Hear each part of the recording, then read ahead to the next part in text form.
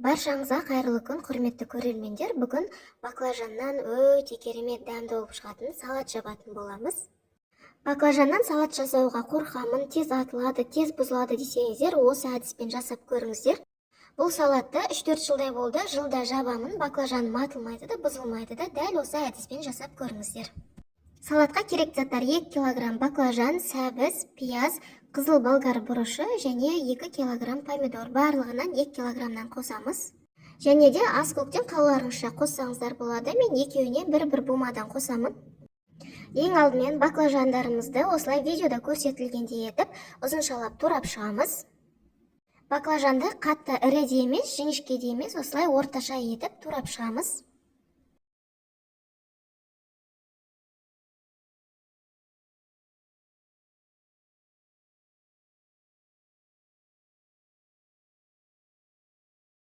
Баклажанның бойындағы қышқылын кетіру үшін кеңдеу ыдысқа саламыз. Үстінен кішкене тұз салып, салқын су құямыз. Жақсылап араластырып, бетін жауып 1 сағатқа қалдырамыз.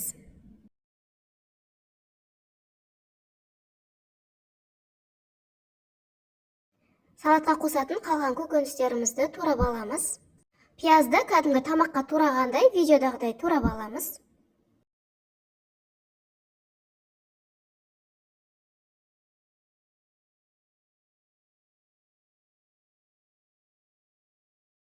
Сәбізді де ұзыншалап, сәл жіңішкелеу етіп тураймыз. Сәбізді де қатты қалың немесе қатты жіңішке қылудың қажеті жоқ.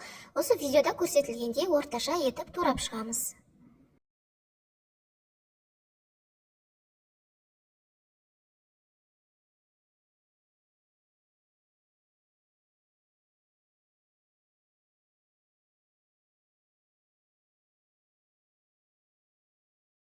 Енді болгар бұрышында дәл солай ұзыншалап турап шығамыз.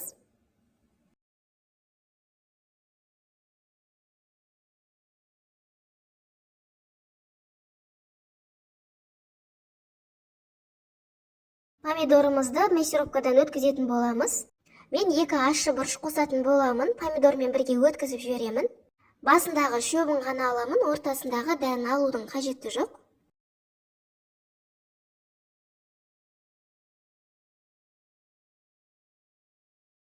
Мясорубкадан өткізіп болған соң, помидорымыз бен ащы бұрышымызды жақсылап араластырып жібереміз. Баклажандарымыз суда 1 сағат тұрды. Енді жақсылап суынан сығып, бөлек ыдысқа салып аламын.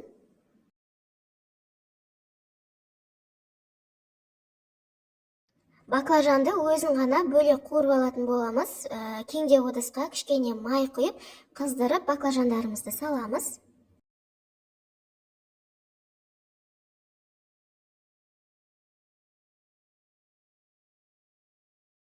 Жақсылап араластырамыз. Баклажанды жарты сағаттай қуыратын боламын. Арасында жиі қозғап тұрыңыздар және беті жабық күйінде қуырамыз. Баклажандарымызды қуырып алдық. Енді баклажанды өзін бөлек қоя тұрамыз. Кеңдеу ыдысымызға майымызды құямыз. Мен 300 граммдай сұйық май құйдым. Майды қыздырып, тураған пиязымызды салып қуырып аламыз. Газдың астын қатты ашып, пиязды сарғайғанша 15 минуттай қуырамыз. Арасында міндетті түрде қайта қозғап тұрыңыздар.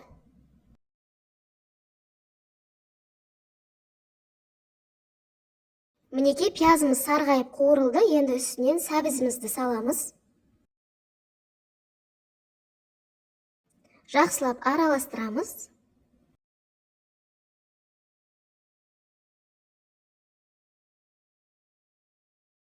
Әр көкөністі салған кезде бір ас қасық тұздан салып отырамын. Жаңа пиязға салғаным видеоға түсірілмей қалған екен. Сәбізді де дәл солай бетін жауып 15 минут қуырамыз. Сәбізіміз қуырылғаннан кейін болгар бұрышын саламыз. Болгар бұрышына да 1 ас қасық тұзымызды салып, барлығын жақсылап араластырамыз. Бетін жауып 15 минут қуырамыз. Арасында міндетті түрде араластырып тұрыңыздар.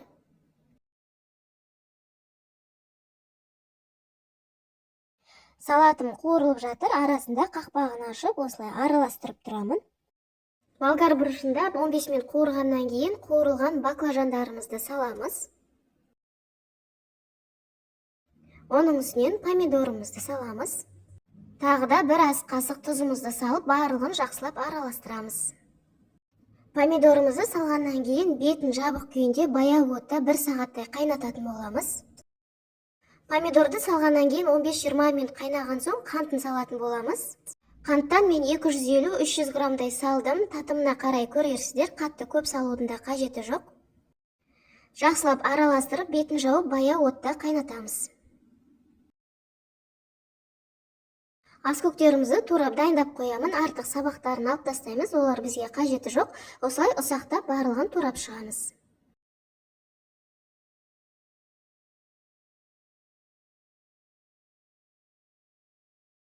Аскөкпен бірге мен ірі қара бұрыш пен лавр жапырағын қосатын боламын. Қара бұрыш пен лавр жапырағын өзіңіз татымына қарай қоссаңыз да болады. Помидорды салғаннан кейін 1 сағат қайнаған соң аскөктерімізді, лавр жапырағын және қара бұрышын салып 15 минут қайнатамыз. Жақсылап араластырамыз, бетін жауып, баяу отта қайнатамыз. 15 минут қайнаған соң салатымызды оттан аламыз. Салатымыз дайын, мен оттан алдым, енді жақсылап бір араластырып, қазір банкаларға жабатын боламын. Таза банкаларда мантоваркада 10 минуттай булап аламыз және қақпақтарында 5 минуттай суда қайнатып аламыз. Булап алған банкаларымыз суып қалмас үшін қақпақтарын бірден бетіне жауып қоямыз. Енді салатымызды банкаларға осылай воронкамен құйып шығатын боламын.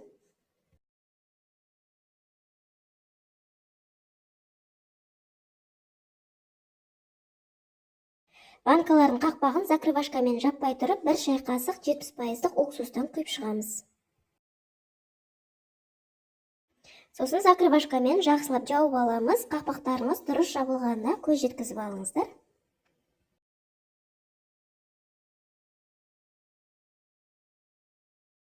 Екі банканы жай бұрамал қақпақпен жабамын, атылмайды, қорықпаңыздар, сіздер де жапсаңыздар болады. Менде барлығы салаттан 9 литр банка шықты, бір банканы жеуге алып қалғандықтан жаппадым. Банкаларды ыстық күйінде жылы жерге төңкеріп қойып, бетін қалың одеялмен немесе көрпемен жауып, 1 тәулікке қалдырамыз. 1 тәуліктен кейін банкаларды қайттан кері аударып ала берсеңіздер болады. Осымен біздің баклажаннан жапқан салаттарымыз дайын. Міндетті түрде жасап көріңіздер, өте дәмді болып шығады. Банкаларыңыз атылмайды, баклажандарыңыз құртылмайды, қорықпай жаба берсеңіздер болады. Видеом сіздерге пайдалы болса, ұнаса, лайк басып, пікір қалдыра кетіңіздер. Арнама тіркелуді ұмытпаңыздар. Назарларыңызға рахмет. Қош сау болыңыздар.